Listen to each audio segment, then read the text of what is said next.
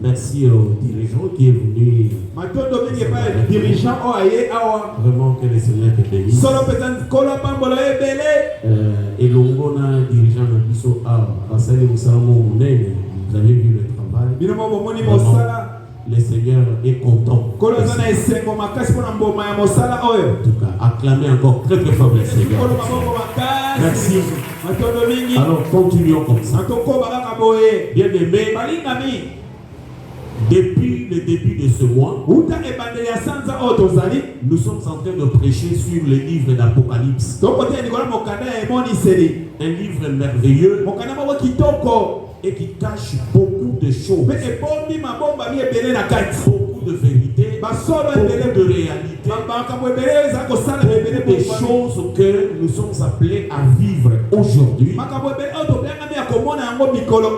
sont dans ces livres-là. Voilà pourquoi aujourd'hui encore nous sommes en train de l'apprendre. Donc pendant tous ces temps, vous ne serez bénis que par ce livre. Alors, à la fin, vous allez voir comment vos esprits vont s'ouvrir. Et vous allez comprendre beaucoup de choses. Et votre manière même d'analyser les choses va complètement changer. Non frère, je voudrais que tu sois là parce que j'aurais besoin de toi. Donc, c'est un livre merveilleux. Alors, sans plus tarder, aujourd'hui, nous sommes déjà dans le message aux 7 églises que le Seigneur avait donné à son serviteur Jean. Voilà, donc nous sommes dans ces livres-là. Nous avions parlé de la première église et nous avions expliqué, dit à l'église que ce message aux 7 églises cache des réalités que vivra l'église corps de Christ aujourd'hui. Nous allons passer comme dans cette étape, cet âge, comme on a dit, que nous allons traverser cet âge que l'église va traverser. Alors, vous aussi, vous êtes aussi une église.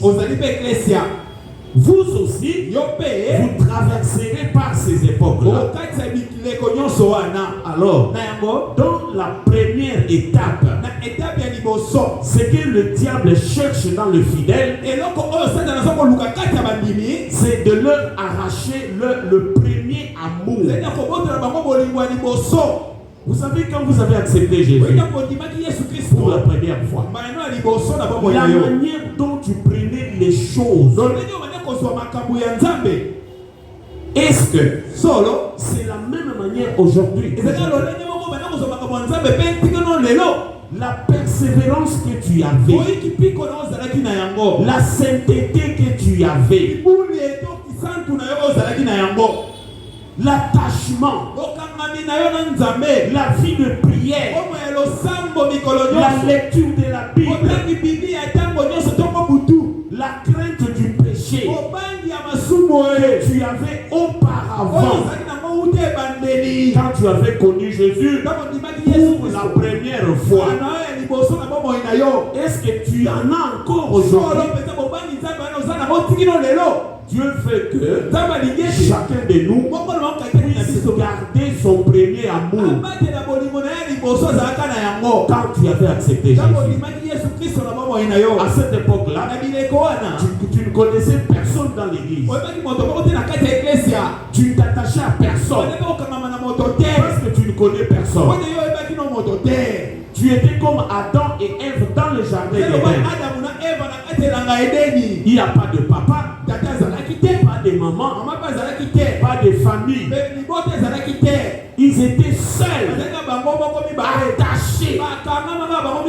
Vous voyez le premier amour. Ils vivaient dans un jardin où ils n'étaient qu'à deux. Adam.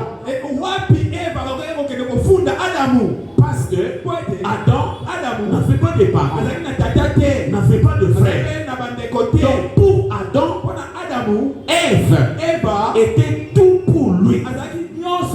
Et pour Ève, Adam était vraiment son Adam. Parce que Ève n'a pas connu de parents. Vous voyez le premier amour. Tu étais venu ici dans l'église ne connaissant personne. Quand tu viens, vraiment tu viens pour prier. Au fil des âges, tu commences à faire des relations avec d'autres personnes. Maintenant, au moment où je vous parle, tu es où maintenant? Makamwana nyose memeli onini. Oyo soyo kabato mususu azo bebelela nde na église. Era zaki libanda kutu c'est un peu bien. Aiko bebelela na église. Aiko kota lingomba moko ya oyo tokotanga lelo. Aiko kota lingomba de mona ya synagogue de Satan. Et c'est là où il est en train. Les conséquences, même sa manière de donner, il a perdu tout ça. Le premier amour, c'est ce que Dieu recherche. À cette époque-là, si le pasteur parle, tu voyais comme c'est Dieu qui a parlé. Tu ne contredisais pas ton pasteur. Mais aujourd'hui, tu es où? Tu avais l'attachement à l'œuvre de Dieu. Si tu attends parler de la répétition, c'est comme si tu attendais que ce jour arrive. Tu avais soif des choses de Dieu. Mais aujourd'hui, la répétition, on commence à vous amener par force. Il faut que les dirigeants vous appellent. Quand on ne vous appelle pas, vous ne viendrez pas. Et même si tu es venu, tu n'es pas là. Tu n'es pas là. L'attachement que tu avais, c'est ça ce que Dieu cherche. C'est ce que le diable détruit. Vous avez compris sur ce point. C'est que Dieu fait. Aujourd'hui, nous allons voir la deuxième église. Restez assis pendant que moi j'ai lu la parole. Prenez vos Bibles. Apocalypse. Apocalypse. Chapitre 2. Je vais commencer par le verset. Le verset 8. C'est là où je vais lire. Apocalypse. Chapitre 2. Verset 8 jusqu'à 10. Écoutez ce que voici ce que déclare celui qui est le premier et le dernier.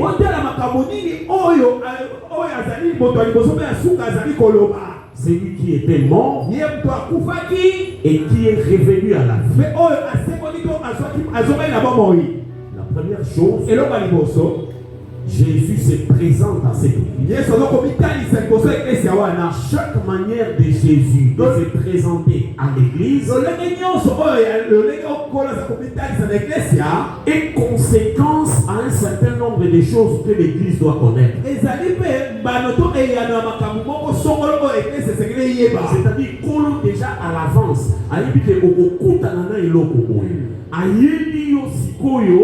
na ailio na bakombo oyo esunga yo pomona ke likambwana kobanga teke kosalo eloko moko. Amen. Ici, le Seigneur sentait que l'église, à la seconde étape, va commencer à vivre des difficultés. L'église va affronter maintenant les difficultés. le premier niveau du chrétien, vous n'allez pas rencontrer les difficultés. Remarquez bien, quand vous avez commencé au début avec le Seigneur, c'est comme si toutes vos prières étaient exaucées.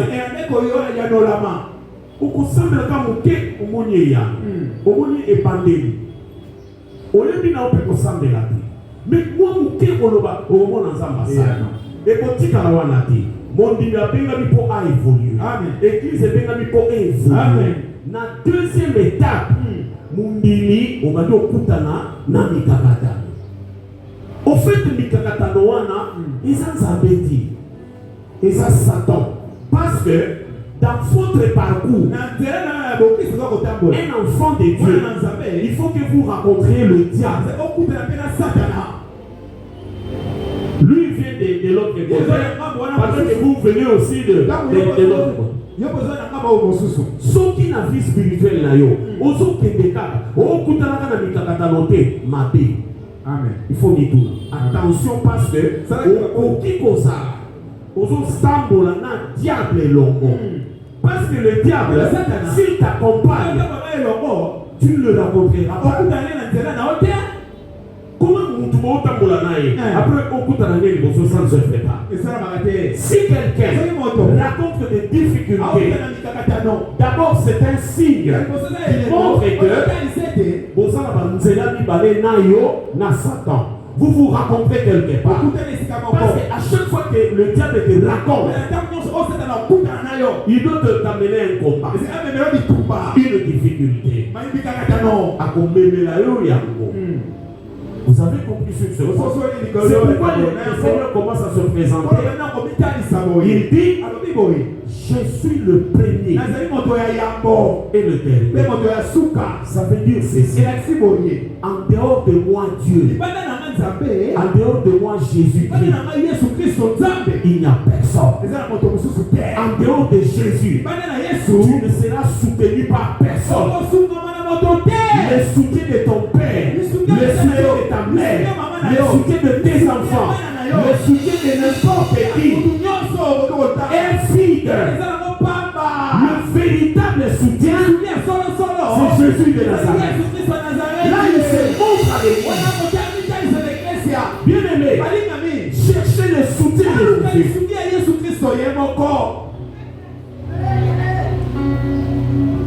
Un autre jour, le Seigneur m'avait posé une question. J'étais parti à la retraite. Je priais. J'ai demandé à Dieu. Je suis en train de faire ton œuvre.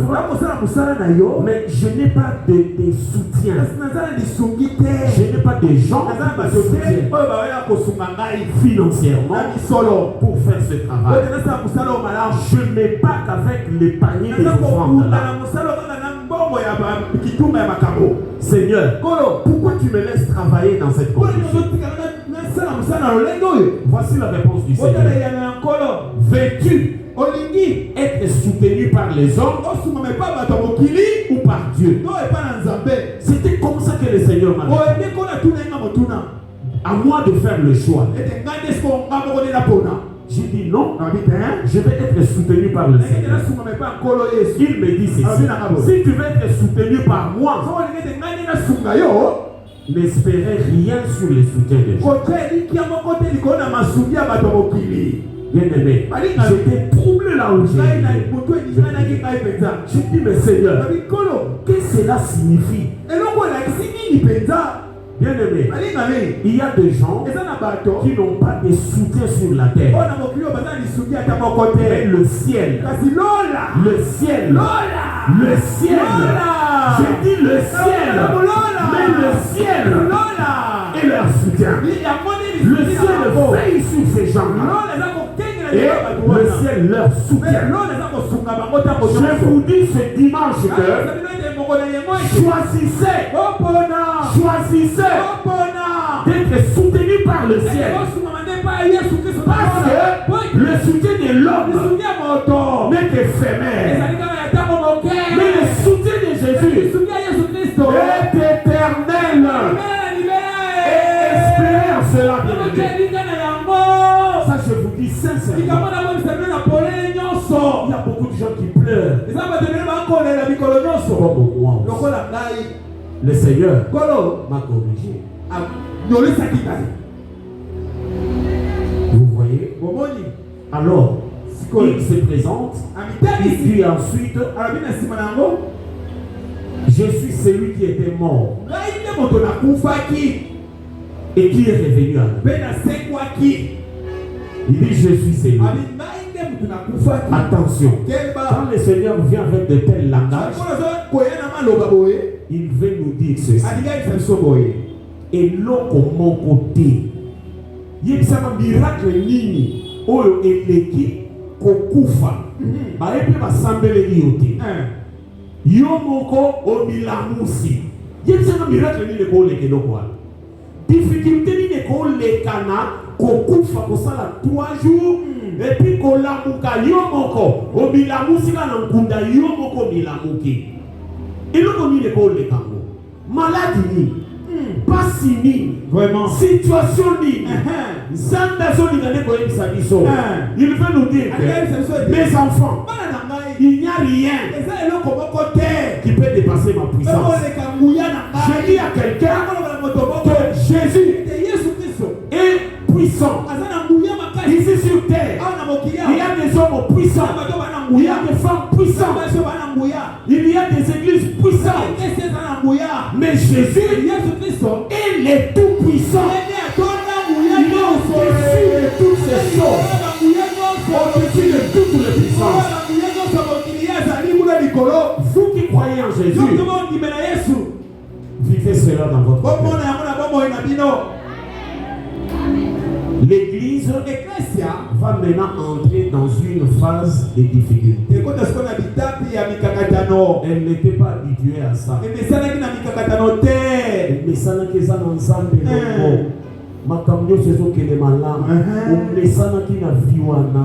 Non, la vie spirituelle et bandeli kozala bongo. Soko poussé Satan a gouti kayote ou évoluer kaka bien.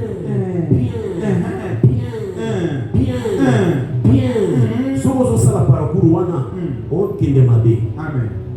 Ozo kende mabe. Je le répète. Mon diminyoso ozano kaka bien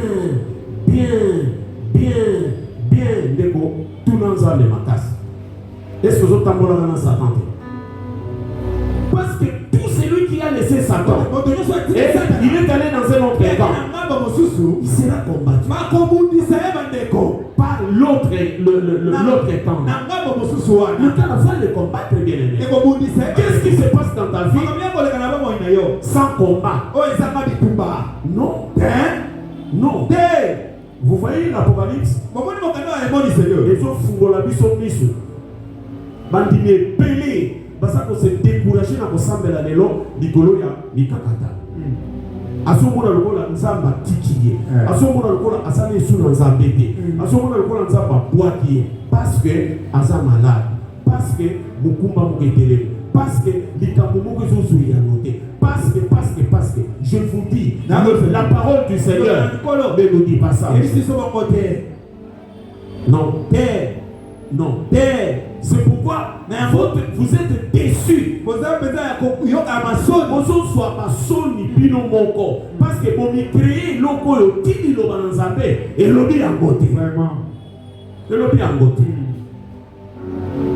la souffrance fait aussi partie de la vie d'un enfant de Dieu. Dernièrement, quelqu'un m'a appelé. Il me dit, notre ami pasteur, il a développé le cancer de gorge. Cancer à mon et Philippe, si vous azokoka comme la sous-solité, azokoka. Mungongo angonde abandaki kosalela nango Zambé. Mais cancer et aux docteur pas ici et bien l'obino ou l'obawana des millions maladies. Nous sommes appelés cancer ya estomac. Estomac na estomac ça va dire boulot. Mais il y a et collabé pour pas faire ni balé kangami. docteur Aïssa nous dit vie à jeûne et prière. Elle dit oui, dans la semaine, mon a jeûné 4 fois. Elle dit au sein de la pendant plus de 20 ans, le docteur a dit Yangonde et Nini on a malade. Mais je me poserai la question de savoir où est Dieu dans Dieu est là. Mais la souffrance est aussi là. Je voudrais dire à quelqu'un que la souffrance pour nous les enfants de Dieu a été promise. Je le répète, la souffrance pour nous est une promesse. Jésus a dit, Pierre lui a posé la question. Il dit Seigneur, en te suivant, qu'est-ce que nous aurons compris? Jésus lui a dit, ici sur la terre, voilà ce que vous aurez. Mais lisez bien ce verset. Jésus a dit, vous aurez toutes ces choses, mais avec souffrance. Tout qu'on soit, tout qu'on voyager, mais n'a pas ces longos. Tout qu'on bala, mais n'a pas ces longos. Tout qu'on bala aux anabisengo, mais n'a pas ces longos. Tout qu'on a la santé malade, mais leur mogopé est là où qui. Nous serons comme ça bien aimés. Toutes ces choses prendront fin un jour. C'est dans le paradis. C'est dans le paradis. Le paradis, c'est là où on prendra fin. Mais ici, non, nous serons toujours comme ça. C'est pourquoi ne vous découragez pas à vous attacher au Seigneur parce que Dieu est malade. Vous avez compris. Au verset 9, il dit, le Seigneur commence maintenant à dire à l'église ce qu'il voit dans cette église. Le Seigneur dit, je connais ta détresse. Je connais ta pauvreté. Mais en réalité, tu es riche.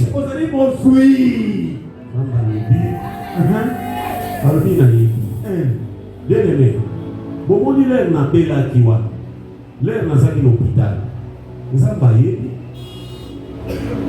Aïe, pas qui est pasteur, à sa côté. À sa qui passe au temps là, à son monanga, n'a zolé là, n'a pas douleur.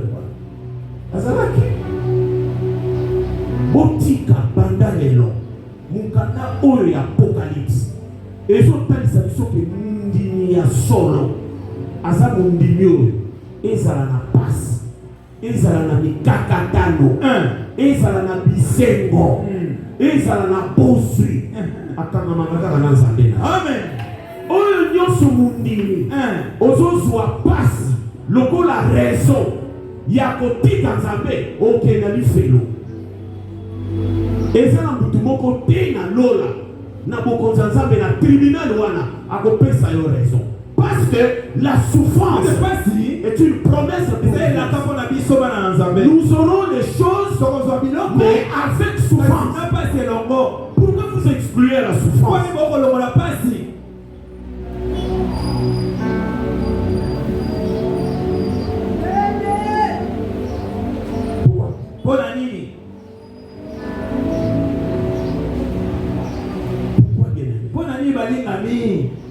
Soko ke bosala mo examen bakuti mo maladi moko tala yo mayile yo sur mutu esilele bon nzambe no sur mutu balongol qui vous a dit ça nani aisibino makabo yo bandeko nzamba sepela na bato kongo te amen nzamba lingi amona kayo na maladi pilo kotanga na bible te mutu la sala miracle pele polo mais azalaka malade oui.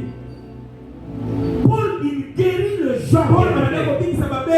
Il fait ressusciter même les morts. Mais lui-même il est malade. Malade au Congo. Pour le moment, parce que tu es plus que ça va couper. Azaki na malade moko et ça la douleur. So on a mis dans les mususu. azolela azotinda frère moko alobi kende mbangu zolanga kazaka na bosanaki na mboko oyo tozalaki parce que malili nazokoka te badouleur alobi nasambeli nzambe 3 fois kosenga ete ndenge azobikisa bato mosusu na liboko na nga akita abikisa nga alobi nzambe arépondre alobi Paul tika babiloko ozosenga wana ngoluka nga nasali yo ete ozali mopagano okomi mwana nzambe alobi ekoki kosenga nga so eloko mosusu te. Donc il se bénissaki nzambe tata wana asala na maladi na ye mais mutu moko na maladi vraiment mazosalela nzambe vraiment aiti na bala oyo azalaki kobikisa bato na mboka na biso awa ya Congo oyo bino nyonso boyebi mais azalaki lokolo ya mboka bafingaka ye mosalani kotelemisa bakoka mais ye moka soya nawe ayebi pende ya bakoka wana mais akoya atelemisi bato batelemi babwaki bibende mais ye azongi no ya ye moto oyo aye kobikisa bato azongi no ya ye azongi na vraiment bolingo oyebisangani donc changer kosambela amen soko olingo oyokana na nzambe yebake pasi eza bidei na yo amen baluka tala ndeko aza pembeni loba babengi biso tosambela na pasi to na bien yebisa ye babengi biso tosambela na pasi to na malamu te bozoloba ngo na se yebisa mutu wana bien parce que akanaki alongwa babengi biso tosambela na pasi to na bien. Est-ce qu'on peut acclamer le Seigneur? Je vais poser une question à l'église. Pasi ezala to ezala te ezala non na bandeko pasi frère pasi ezala to ezala te ezala c'est une promesse. Nous aurons de bonnes choses. Je vais servir Dieu mais avec la souffrance. Il y a de cela 2 jours. Ndenge naza lobi nazaki affaire nazaki na nini na makolo lelo zomona nasali est-ce au raisonner te ekoti kuna ndenge frère na yebisi likolo na lobi jamais ngana ko piloter ya bato na bande la makolo te jamais bato balanda mate ate bato so banandi kolanda bande wande bataye pota te mili te loko te musabi na longola ki nzaka tala musabi ne yebisi na yo kokota wa na vie frère na famille mamie ma famille autant na vie frère na forcer à côté amen à côté na douleur wana ndenge na telemi na douleur les frères na kotika te amen na côté ya Jésus alléluia na côté ya Jésus soki na silisi na longoli na tibie apema OK. Après mardi, na tchéi lisusu. Amen. Toko kende na yende kwa. Toko kende na yende kwa. Asala ki erreur, andimi kozala cheval ya molimo lokola ya ngani. Eza molimo moko evanda na nyete. Akamwe. Donc vraiment punda wana omona passe. Vraiment. Bien aimé. Le corps là, toto wana te laissera un matin. Et kotika otongo moko boye. Nyokola yango. Boko kabwana na etongo moko akotika la même ko peso merci te ngo laisser nyokola e nguluta e na malade vraiment penda e kenda na liboso nzambe. Il y avait une femme qui était ici à l'église. Elle avait des sérieux problèmes de jambes, des douleurs extraordinaires. Mais quand elle venait à l'église, elle était capable de marcher. Un matin, elle a arrêté de venir à l'église. Bien aimé,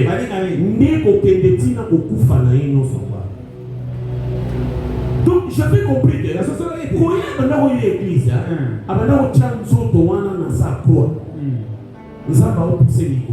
malgré malade. Et que quand tu avant ndeko na kokundama mbula wane silakite makolo wane ya porte na ndenge na ono babo na sama attention salakeba. Le Seigneur dit tout ce qui vous arrive là, je connais. Mais il te dit quoi? Je sais le mal que disent de toi ceux qui se prétendent juifs, mais ne le sont pas. Ils sont une assemblée de Satan.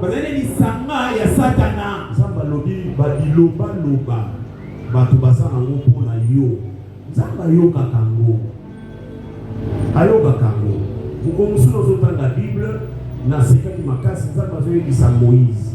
Azoti n'est pas Pharaon. Moïse, est-ce qu'on dirait, dans moi doute, pour la est-ce que héros Pharaon osa? Parce que Pharaon ça me cause. Héros osa.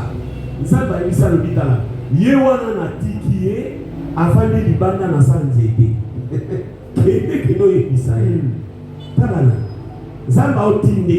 Yes, le Pharaon kuna le pont na ya ba pozi kuna ba kota pambate. Yes, ko bituna isa osa.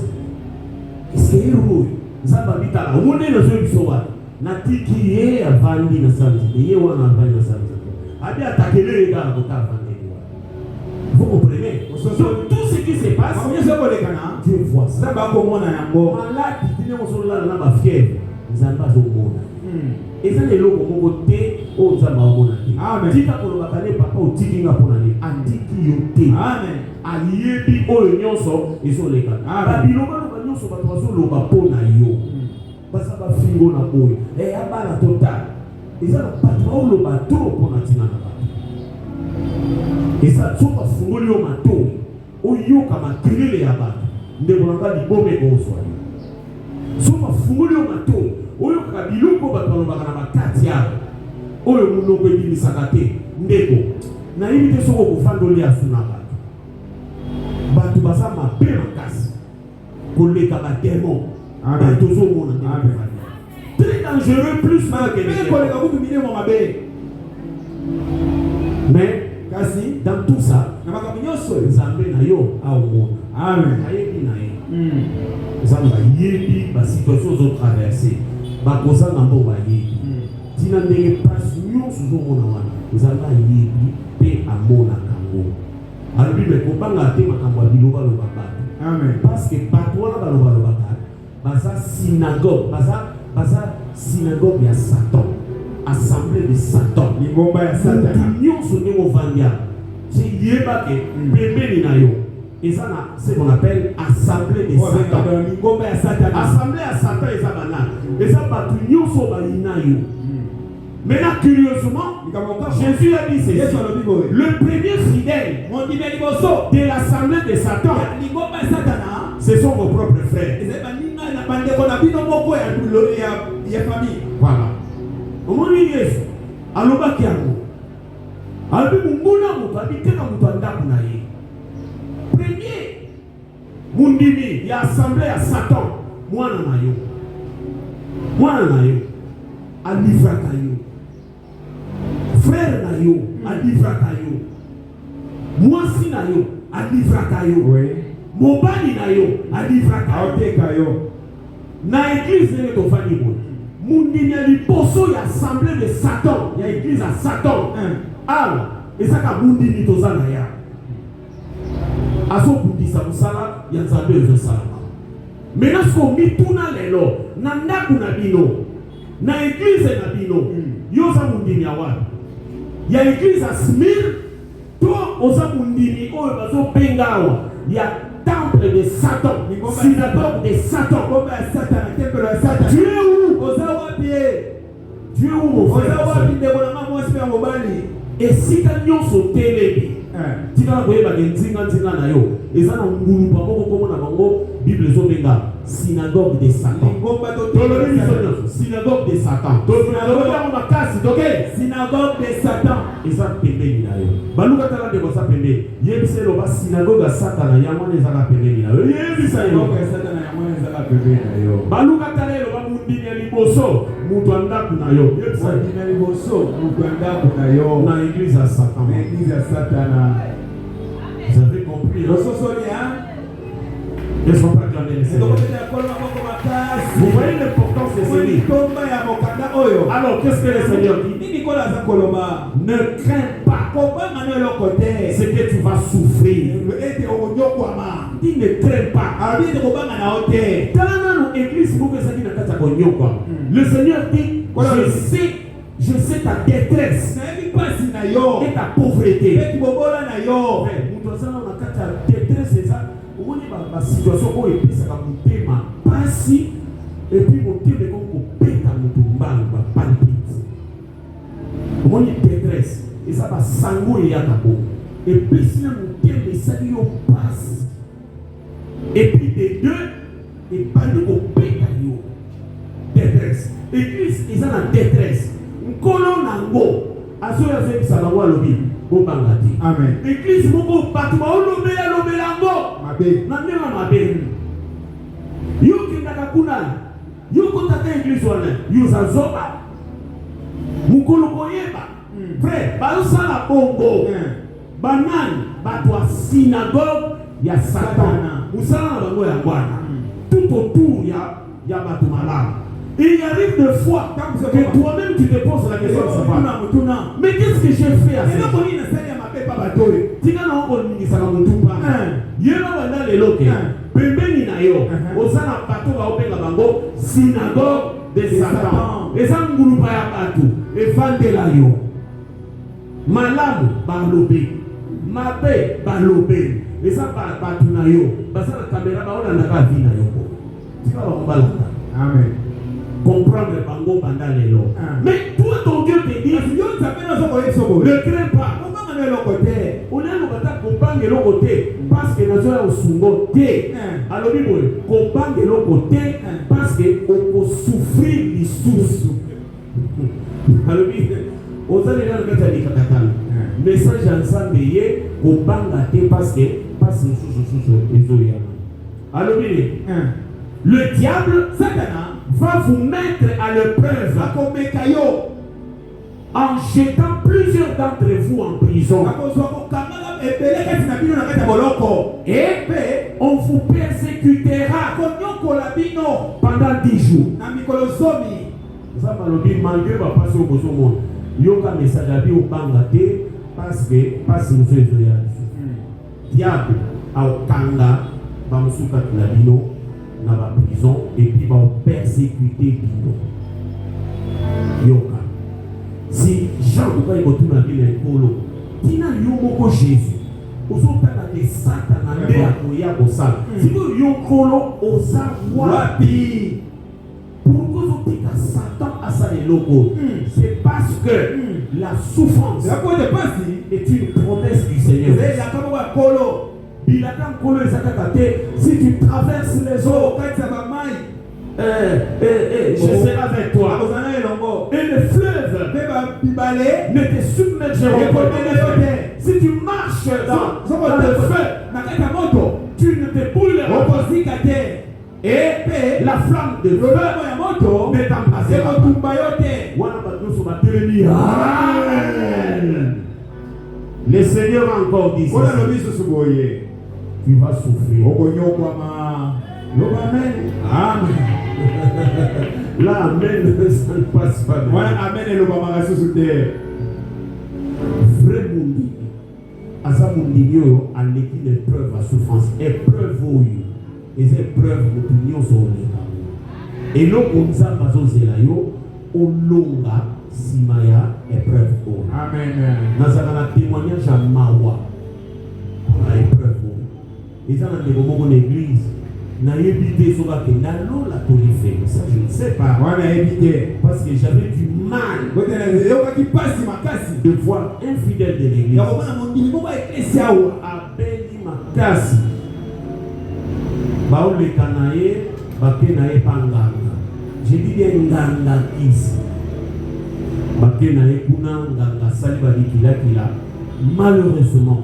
Akufi nanda kuyanganga na bakisi ndenge bakangaki ye na bamabo tokenda kolelebende wana na cercueil batie torche baminda ezopela biloko akisi bamaboki ekenda bakisi ozomona biloko wana akufi comme ça. Oui ndeko moko akotelema alobi pasteur pasi nde elekeli ye mutu soki pasi eleki akomaka zoba nde eloko nzambe akumi awa bazoprepare yo ata pasi eleki yo au commence au bâti. Il nous dit que Balinga de moi panga. Nous savons ça kaka. Ata bongo eza ko pimate. Eza kaka. Te na boy. Eza kaka. Et Balinga kende soki ba chayoni. Te na boy. Na boy. Osaka ko ndikisa mutu. Batu wana ndenza pasa ko luka. Amen. Nde Jésus azala pango beso. Amen. Biso nyonso ba oyo pasi ekumbaka biso toke kotokele Satan porte toze lo côté na biso ça. Et puis l'eau ne peso raison ti parce que kolo aosenga mutu akoyika mpiko. Amen. Akoyika mpiko. Amen. Et le Seigneur dit voilà la Bible. Sois fidèle, zara sembo jusqu'à la mort. Et je te donnerai il y a des motions la couronne de victoire. Et deux, la vie éternelle. Comme on a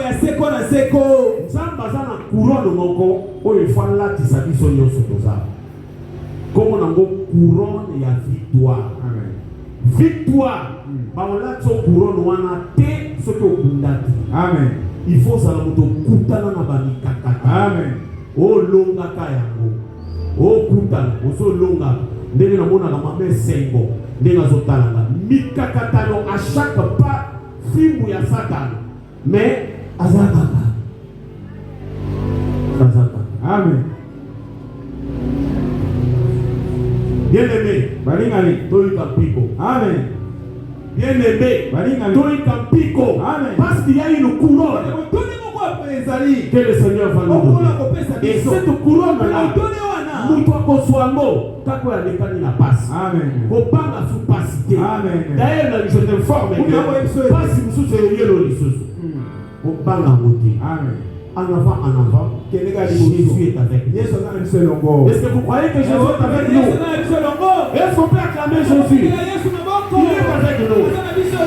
J'ai dit à quelqu'un, Mama Chako, Mutampiko, marche na biso, eza soda. Tokokuta na mikakatano. Mais tokopanga te. Parce que Yesu Kristo azali. Amen. Apandaki mo Yesu alobi. Naza mutu aliboso pe ya suka. Amen. Ndenge mutu nakufaka. Pe na milamusa. Amen. Ndenge mutu na oye biso. Amen. Ke pasi ekoyela yo. Amen. Mais tikala fidèle dans ça. Amen. Que Dieu bénisse sa parole.